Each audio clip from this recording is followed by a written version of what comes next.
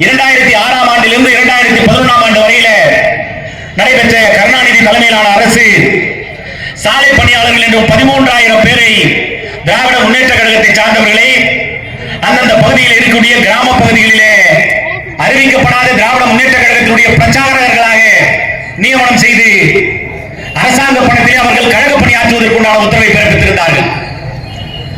இதை நன்கு உள்வாங்கிய புரட்சித் தலைவி அம்மா அவர்கள் அந்த 13,000 பணியாளர்களை ஒரே கையெழுத்தில் பணி நீக்கம் செய்தார்கள்.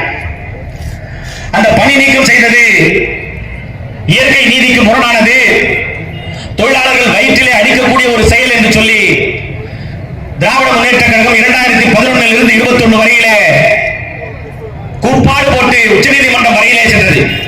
ஆனால் இன்றைக்கும் அந்த வழக்கு உச்சநீதிமன்றத்தில் நிலுவையில் இருக்கிறது.